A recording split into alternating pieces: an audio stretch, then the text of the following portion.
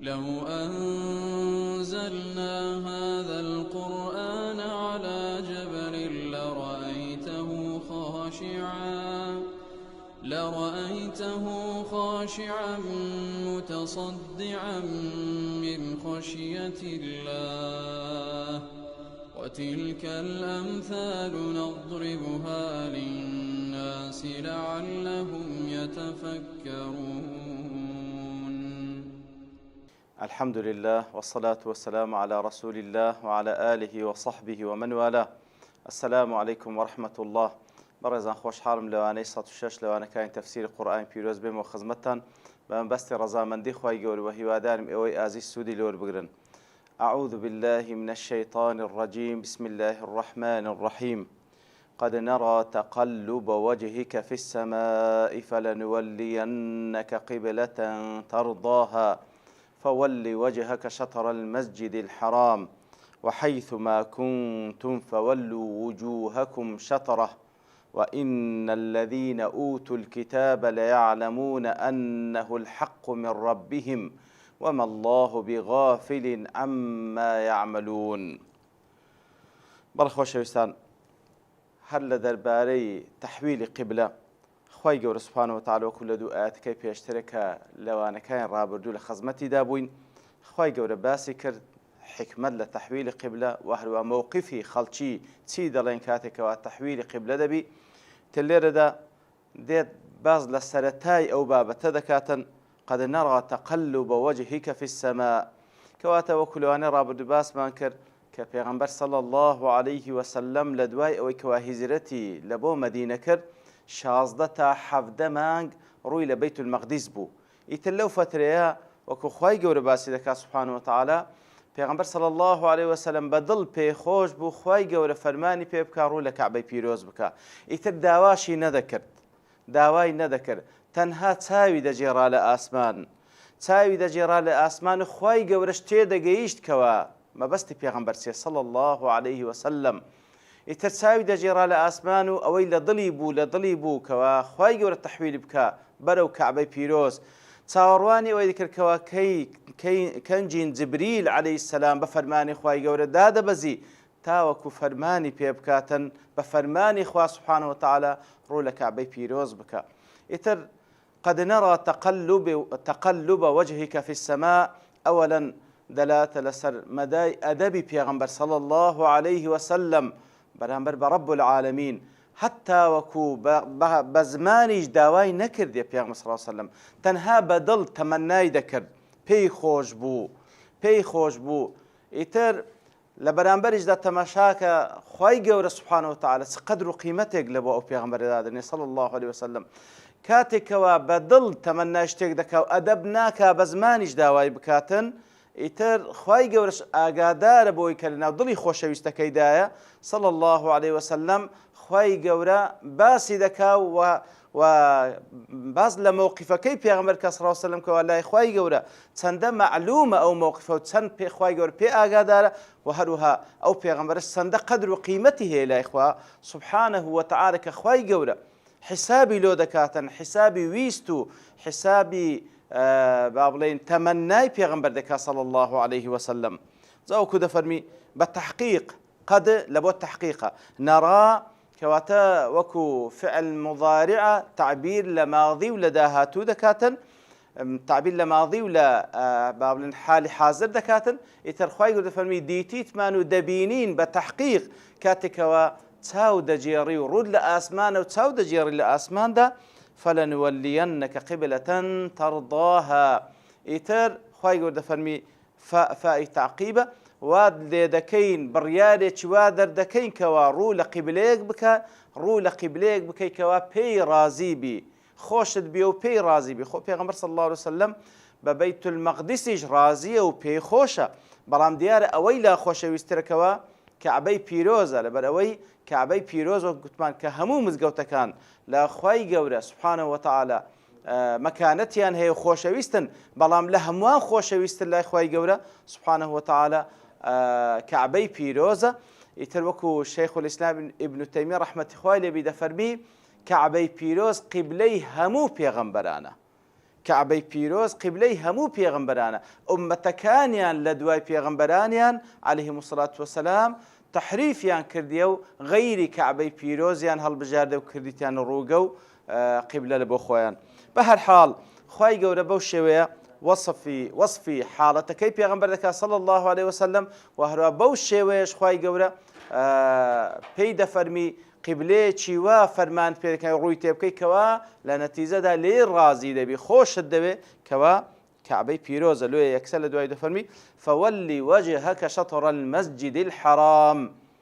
يا رسول الله فولي وجهك شطر المسجد الحرام دەیڕوو لە جهەتی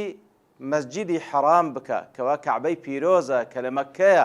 کەواتە ئەو مزگەوتەی کەوا کعبەی تێدایە معلومە کە پێی دەگوترێ مەسجد الحرام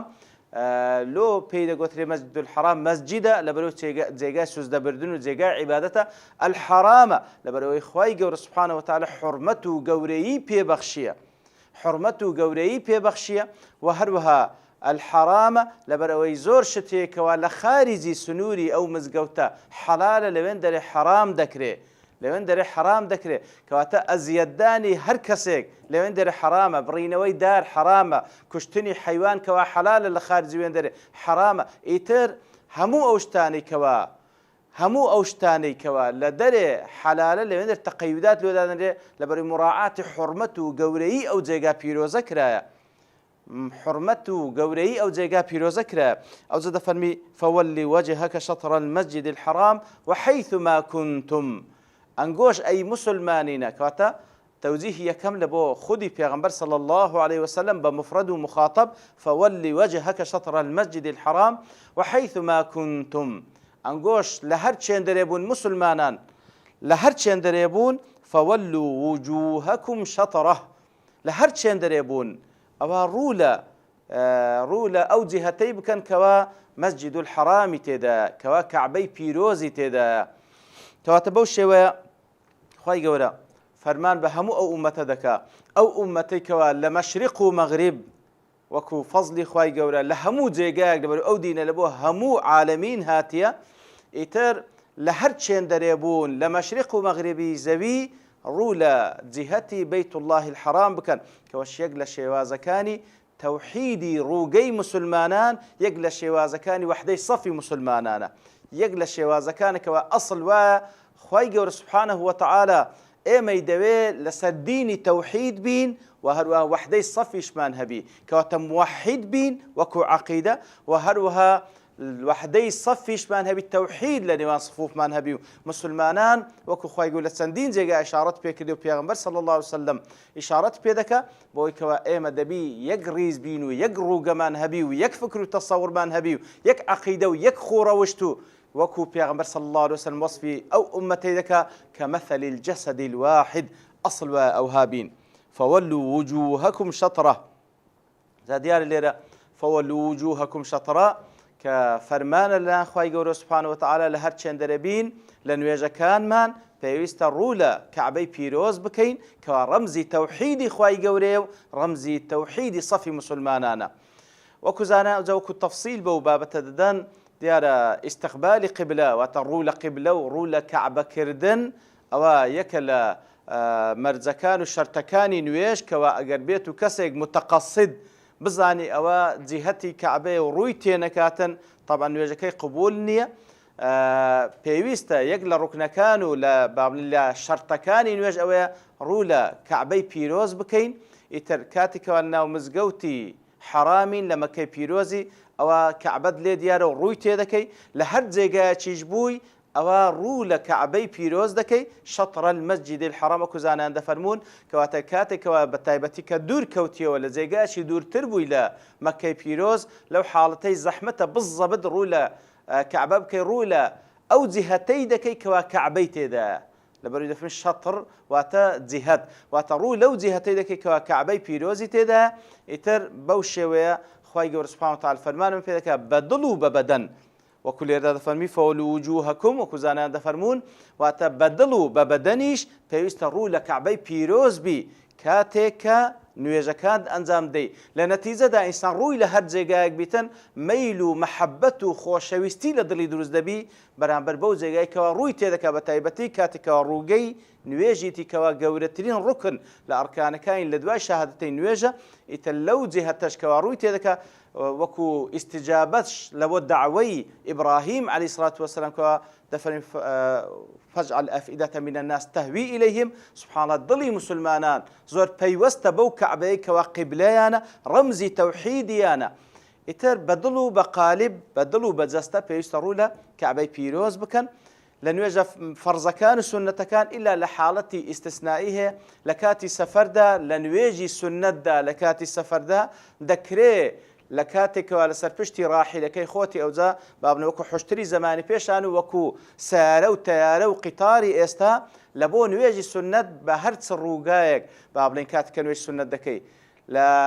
ئەو دابێکەوە لەسەر پشتی ڕوو لە هەر جیهەتێکە دەکرێت و نوێژی خۆت بکەی بەڵام لە بۆ نوێژی فەرز لابد منه دەبیت تەحەری بکەی واتە بگەڕێی و بپرسی کەوا کەعبەی پیرۆز لە چ جیهەتێکە تاوەکو ڕوو لەو جیهەتە بکەی بەڵام وەکو گوتمان لە نوێژی سونەت لە سەفەردا لەسەر پشتی ڕاحیلە دەکرێت ڕووی لە هەر جێگایە بکەی و هەروە کەسێکەوە عاجزە ئەوجا لەبەر نەخۆشیەک عاجزە واتە قودرەتی نییە لەبەر نەخۆشیە ناتوانێت هەڵبستیتەوە ڕوو لە کەعبەی پیرۆز بکە عینی ئەویشیان یەسقط فی حەقیه کەواتە ئەویشیان دەکرێت ڕوو لە غەیری قیبلە بکاتن حەسەب توانای خۆی و هەروەها ئەو کەسێکەوە لە جێگایەکدا نازانی قیبلە لە چێن دەرێ ئەویشیان هەموو حسابات خۆی بەکاردەینی تەماشای ئاسمان دەکات حرەکەی ڕۆژ دەکات هەموو حسابات خۆی بەکاردەینی ئەگەر تەمەن کەسێکی لێ پرسیار دەکات ئەگەر نا بە ئیجتیهادی خۆی ڕووی لەو جیهەتەی دەکاتەوە بە تەسەوری خۆی ئەوە جێهەی کەعبەیە ئەگەر لەو حاڵەتەی هەویش نەبی و بە غەڵەتیش داچووبی ئەوە خوای گەورە سوبحانەهو وتەعالە هەر ئیجتیهادەکەی لێ وەردەگری و هەروەها ئەجر پاداشتیشی داتەوە ئەگەرنە ئەسڵ وایە لە هەموو نوێژەکانمان بە قەلب و قالب ڕوومان لە کەعبەی پیرۆز بی وإن الذين أوتوا الكتاب ليعلمون أنه الحق من ربهم بالتأكيد أوانك وأوتوا الكتاب ليهود لنصارى بتايبتي لا يعلمون بلام توكيد قسمي بالتأكيد دزانن أنه الحق من ربهم أو جهتي كاتور يلتيذكي أو كعبي بيروزي كواخواي قول فرماني بيد كردي الرولي وين درب كلا نوجه كانت أو أن تساق دزان أو حقيقة كلام پروردگار يعني لو أن باسكرا لبروي لا توراة وإنجيل خواي قول باسي كردي لبو أوان كوا أو بيغمبري كدينيري عليه الصلاة والسلام قبلكي وبريتالا كعبي بيروز لمكي مكرمة كواتا أو بابتا توجيه بيغمبر صلى الله عليه وسلم لبو كعبي بيروز ومسلمانان لبو كعبي بيروز أولا كتاب كان أوان باسكرا وتساق دزان أو حقيا كوالا لان خواي قولوا باسكرا بلام وما الله بغافل عما يعملون بلام خواي قولش بأغاني لوي أوان ديكن واتا كاتك وتساق دزانن أو روغو أو قبليك ولا التوراة وإنجيل باسكرا كوا بيغمبري خاتم رويتي ذكا وتساق دزان أو حقيا بلام دیارە ئەوان پێ رازینین ئەو جای اعتراض دەگرن ئەو جا ئەنواعی بابلی اعتراضات لەسەر ئەو قیبلەیە دەردەبڕن بە تایبەتی لە کاتی تەحویلی قیبلە بەڵام خوای گەورەش تهدید و هەڕەشیان دەکا وما الله بغافل عما يعملون خوای گەورە بێ ئاگانیە لەوەی کەوا ئەوان دەیکەن کاتێکەوە خوای گەورە سوبحانەهو وتەعالە ئەو صیفەتەی لە خۆی نەفی دەکاتەوە کەوا خوای گەورە بێ ئاگانیە خوای گەورە بێ ئاگانیە بەڵکو عکسیوی لە بۆ خۆی ئیثبات دەکا کەوا خوای گەورە ئاگادارە بە هەموو شتەکان ئاگادارە بەوەی کەوا لەناو دڵ و دەرونیان چ هەیە ئاگادارە بە قسەکانیان کە چی دەکەن ئاگادارە بە کار و کردەوەکانیان و ئاگاداریشە بۆی کەوان علمیان پێ هەیە کە کەعبەی پیرۆز ڕووگەی پێغەمبەری خاتەم و ئومەتەکەیتی بەڵام لەگەڵەوەش کە ئینکاری دەکەن خوای گەورە پێ ئاگادارە کەواتە ئەوە هەڕەشە و تەهدیدە لە بۆ ئەوان کاتێکەوە ئەو حەقە دەزانن ئەو جای ئەتراز دەگرن بالتأكيد خواي قول سبحانه وتعالى حسابيان لقلك وصلى الله وسلم على نبينا محمد وعلى آله وصحبه أجمعين وآخر دعوانا أن الحمد لله رب العالمين